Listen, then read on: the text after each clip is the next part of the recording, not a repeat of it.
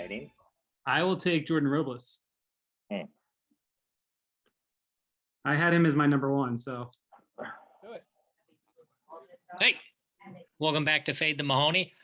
It must be a Mallards recap show because we're joined once again by Jordan Robles. Jordan had a pretty good series, so we thought we'd let him come back on and talk about it a little bit. I'm Mike. This is Trevor. If you guys are new to the show, we cover all things sports gambling up to and including Major League Wiffle Ball. I lost a bunch of money this week, so congratulations on that, Trevor. That one was rough. Jordan, why don't you go ahead and just give us some overall thoughts of that environment? That looked awesome. Yeah, so definitely went into it with low expectations, not expecting there to be more than maybe 30, 40 people there. Cause I'm thinking like it's wiffle ball, you know, but shattered my expectations, like 100, 150 people there both nights. Saturday night, night two, where we played 2 games. There's a ton of kids. They had like a kids activity day too, where they learned how to pitch. They did like relay races, obstacle courses. The field was beautiful. Like every turf field I've ever played on before, if you dove or slid on it, you were guaranteed to get sliced up. This one, it was the best fake grass turf I've ever played on. Dove, slid twice, didn't get scratched, so I was pretty happy. And although I'm a Yankee fan, the Green Monster Fenway replica was pretty awesome. You know, it wasn't true to Fenway Park, but the Green Monster part is pretty cool. It looked like the most fun. Yeah. The atmosphere, all the kids, you guys bust in all your fans. It seemed like it was a great time. It was really good. I want to give a quick shout out to this gentleman right here, Brandon Jorgensen, first player ever to reach out to us after we dropped our preview episode. He wanted to bet Trevor because he said Trevor's number on the Gators total was too low. That didn't seem to work out for him. He was supposed to be on the show today, but circumstances out of our hands kept him off. So, Jorgie, we're going to have you on coming down the line. I had in my notes here, if both you and Jordan, if you and he were both on the show, you guys had 7 of the 12 hits in the series. Oh, look at that cameo. Yeah, Jorgensen's really fast. That's one thing that I didn't realize until like he hit that ball to short, which like usually routine ground ball, but like, he made that a no doubter play. He was there about 10 feet. Very quick guy. Trevor, either you or your son have anything you want to ask right now? Yeah, well, first of all, great series, Jordan. Thank you for performing for my ladder team. Thank you for not scoring too many runs. Obviously, that total is really high. How were the field dimensions? I didn't really look into it too much, but it seemed like the fences were probably pretty longer, right? I think that one you hit the center would probably be a homer at the Meadows. Oh, yeah, absolutely. The fences were a little bit deeper and the field was wider, which I feel like, especially for base running, like it puts such an importance on defense, having that wider field, having deeper fences. But then you go through 3 games, only 1 home run, like from a viewer's perspective, people want to see the long ball, you know? So although I loved it, I love deeper fences, I love wider field. I could see for the viewer, it may get a little stagnant, you know, people like the long ball. So, got to air toward the side of the viewer. Well, if you're not going to have a lot of homers, I guess the best option is just 1. Yeah. In the last inning of the last game. And make it a moonshot. That's just obviously what a great moment that was. That was really cool. My son Andrew, who was just here, I think he hopped off the couch when it happened. He loved it. Yeah, I knew I hit it high enough. I'm just glad it went out. You know, it had enough extra on it to go over the fence. And then Caden shutting the door after a rough start to that last inning. So that home run really meant, you know, it truly was the game-winning home run. If Caden doesn't come out that last half and strike out the side, that home run means nothing. So it was like everything was worked perfectly in our favor. What did you see on that pitch? It seemed like it was like a hanging slider. I know you said at the end of the video when you probably was interviewing that you were kind of looking at for the slider up because he's been throwing it to you a lot, but it looked like he kind of just hung it up there. Yeah, so like my first step out of that game, he struck me out with a super curve. Like I knew it was coming. I just chased it. It was out in front of the plate. Bad pitch. Like I recognized it. I just chased it out of the zone. Like when I faced Daniel Schultz too, like I get in a tendency when I recognize a pitch, I'm swinging at it no matter where it is, rather than still letting it travel and dictate, is this ball or a strike? So I recognize super curve, and it just floated right into my bat path. Like I couldn't have asked for a more perfect pitch spot to hit it out over the monster. It was great. Trevor, do you want to thank our buddies Cheatham and Chadwick for not taking Jordan with the first pick for some reason? Yes, I got a yeah, great that was, fantasy team. Me, Sailor, who else is on that team? Tommy, who had a couple hits, a couple RBIs, fielded the ball Yup. well, and then my other one is who's my other one, Mike? I got it right. Chadwick. Oh, yeah. Well, that'll be your undoing. I feel like We'll it's a see how it very goes. strong team. Quick Yeah. gambling recap. Chris had Jorgie going, who he scored okay. He got 2 hits and pitched pretty well. Jordan on Trevor's team, you and Tommy. Unless I have this wrong, Trevor, Jordan's performance was the single best performance of the season so far with 58 ladder points. Is that what you got? Yes, I think that's correct. Yeah, 58. And then I had Chris on my team, who I'm not sure he made contact with the ball at all. Oh, one time, I think he grounded out once. I think that was his best at bat. Chris, buddy, come on. Can't hit the ball. Your defense was terrible. You pitched really well. If your first baseman could catch a ball, you maybe wouldn't have gotten saddled with a loss, but that's my complaining. Chris. No. Jordan, from the pitching side of things, I had a few questions. You know, we talked to you earlier this season when you're kind of struggling with a little bit with the transition with pitching and everything. What'd you do differently going into this series that helped a bit? It seemed like you had control more, and I mean, you were lights out against them. Yeah, I feel like I got out of the autopilot throw strikes. I have the ability to throw strikes whenever I want. Doesn't mean that I should throw strikes whenever I want. Like getting rid of throwing the riser, because that's I feel like in MLW the easiest pitch to hit, and especially with the speed limit, pitch that's just moving straight, can't go higher than 72. That's batting practice for anyone that has a heartbeat and half a brain. So throwing more drops, really like working with grips, learning more pitches. I finally feel like Happy Gilmore, like Happy learned how to putt. That's how I'm feeling, especially after this series. Like I needed to get bombed off the field by the Eagles to force myself to figure out pitching, and I feel like Happy's learning how to putt. How excited are you to play them again? I can't wait. Let's see what happens though. You know, they have a very important series with the Predators, I believe. It's like their AL crossover. If they win 2, I think they clinch the NL. So let's see, you know, anything can happen in the postseason, and it's going to be an interesting end to the season. But yeah, that would be a very nice rematch to get. I touched briefly on gambling as far as our slate 4 draft went with Chadwick and Cheatham, but specifically for this particular series, Trevor set a very high over under, and I fell right into the trap. I took the under, so I lost $100 there. And then I had Cheatham. Trevor had you, Jordan, in the head-to-head ladder. So bad week for me. So I just want to make sure I win every week, and I always crow about it. So now that I finally lost, I want to make sure. Tides are turning, Mike. Tides are turning. Yeah, it's coming back around.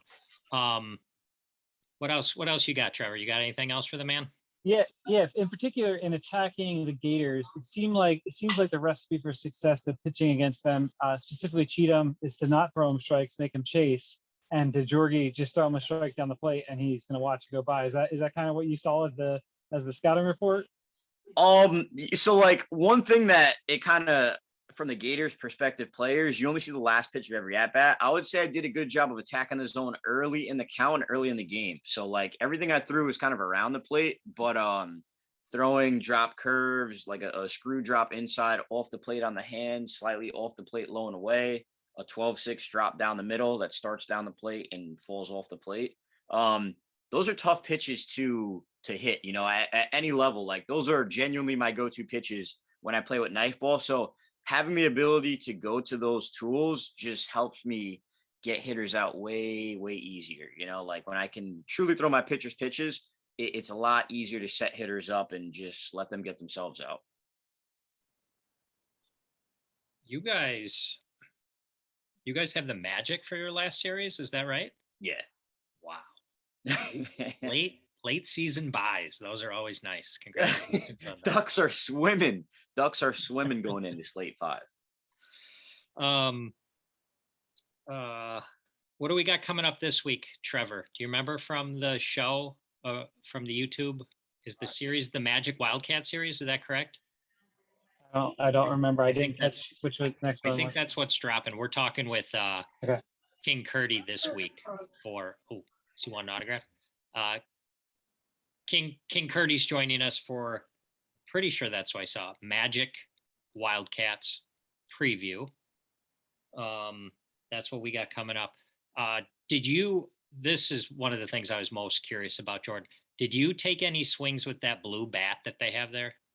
I haven't. So, like, one of the things that I know, just because I'm a wiffle ball nerd, the newer models of wiffle ball bats, the plastic isn't as durable, as strong as the older ones. So, like, I want to say that blue bat is a newer model that comes from the factory. So that plastic's not going to be as sturdy as like an older wiffle ball bat. If you ever find one that has like the block lettering wiffle etched across, that thing's going to hit tanks. You need to immediately grab that thing, hold on to it for dear life. The bubble style letters that you find nowadays in all the stores, plastic's a little fugazi. So, you know, like you're limited to what you got where you're at. But if you could find the block letter yellow bat, that's definitely a great purchase, a great find. But yeah, the blue one, I like it, like the colorway, but I feel like it's just new, so I wouldn't really trust it. Trevor, did we get the coolest information here? That is awesome. It really is. Okay, so he brought a wiffle ball with him in his carry-on. It shows you the dedication. Love it. Yep. So now the entire Gators team has an excuse for what they got 3 hits in the series. Blame it all on the blue bat. I think one of them wasn't even a hit too. That last one that Jordy had looked like it went off his leg or something. You see, like, I don't know. Caden thought he went off his leg or went off somewhere. I thought. Yeah, it's hard to it's hard to know where the cheap line is, like where usually there's a line etched out across in front of home plate. So, you know, like if the ball doesn't pass this line, it's foul. So like a play like that and there's no line, you truly don't know. Is this fair? Is this foul? Like it's a tough situation to be in, I would say. I think Kyle said something about the ball was still rolling. Does that matter? If it's moving and the defender touches it, is it fair no matter what? Is that how it works? I play in the league. I have genuinely no idea. I feel like what would be easiest, just have a line for, you know, everyone can see it. If you touch this ball before it crosses the fair line, it's a foul ball. The ball rolls past it, it's a fair ball. And everyone can see it, you know, like you don't need to bring out the measuring stick. I know in one of the Eagles series that happened, and I feel like this just avoids a lot of arguments that don't need to happen. All right. Next rules question. Do you know the infield fly rule for the league? I just show up, I try to hit the ball over the fence, try to throw strikes. Everything else, you know, I know if you score more than the other team, you win. Usually scoring 5 runs in a 3-game series won't get you a sweep, but you guys found a way to do it. So congratulations for that. Yep. Pitched well. Caden threw well too.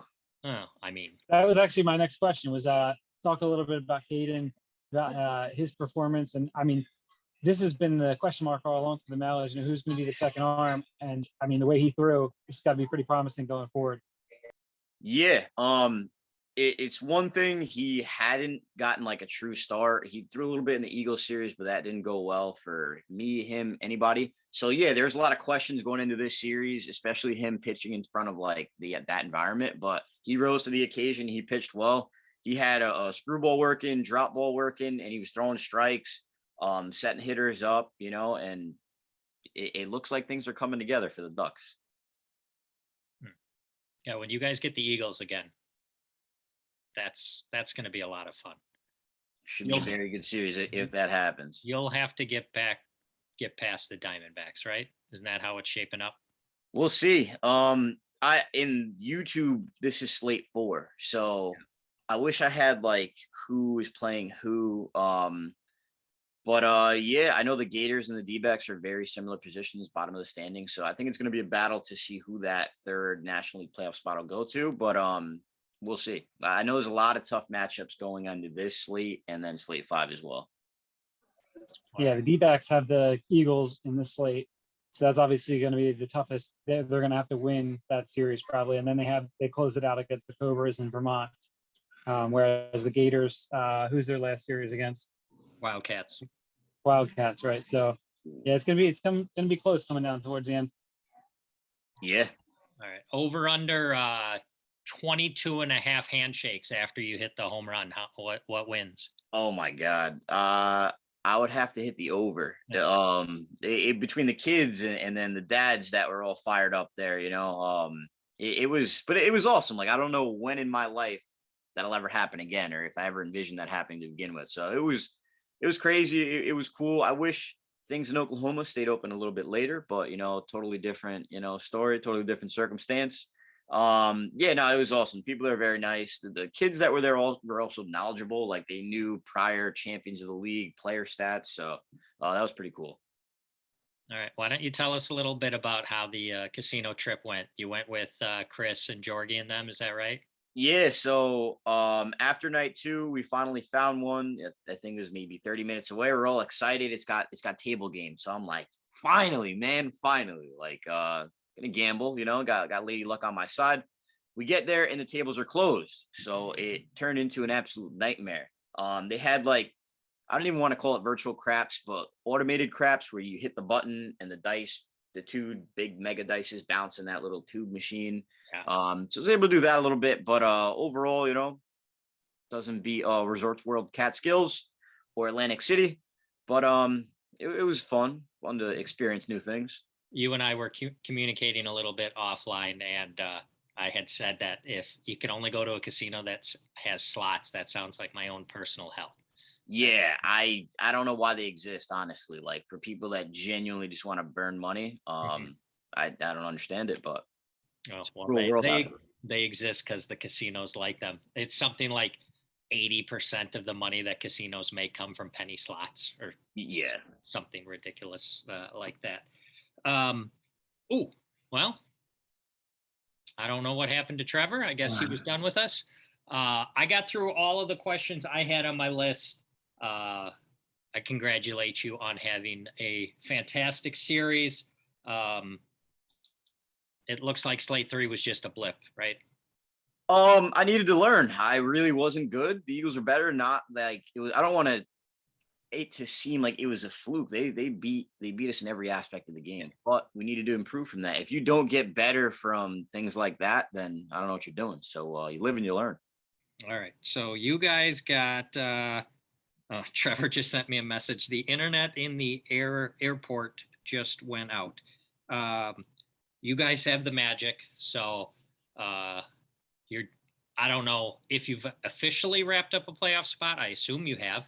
With that, yeah, we're officially in the playoffs now. It's just a matter of our seed. But the D-backs Eagles slate 4 series will determine our destiny as well. So if the D-backs could win some game, if they win that series, they sweep them, that helps us. If they win 2-1, that helps us. So Gotcha. Our playoff lives depend on our Magic series and what the Eagles do. All right. I'm going to wrap it up with one last question. Trevor just sent me a text saying the internet went down, and his son, Andrew, wants to know, what's the longest home run you've ever hit in wiffle ball? I want to say in Atlanta, Georgia, in 2019, we played a tournament. I probably hit a ball off Bryce Clark, who was a very nasty pitcher for the Stompers of Mid-Atlantic wiffle ball. Really good. I don't know the exact distance, probably like 150 to 180 feet. I felt like the ball had a rocket in it, and there's a very high fence. It was kind of raining too. Ball just got sent to Toledo. Probably my longest one I've ever hit. All right, cool. Trevor and Andrew, you probably didn't hear any of that, but the answer was in there, so you'll have to subscribe to the show and watch with everybody else. Sounds good. Sounds good. Jordan, buddy, thanks again for making time for us. Hopefully we'll talk to you again down the road, and we're all looking forward to the playoffs. We got slate 5 still to come for you guys. and 3 other series still left for slate 4. We've got Curdy coming up. We've got Blade Walker coming up, and we've got Alec Warda coming up to preview those 3 series. And then slate 5, we'll handle that when we get there. So Trevor, Andrew, thanks guys, and Jordan, enjoy the rest of your summer, buddy, and we'll talk to you down the road. Yep. Have a good one. Okay. Thanks again, Jordan. See you Have a guys. good one, everybody.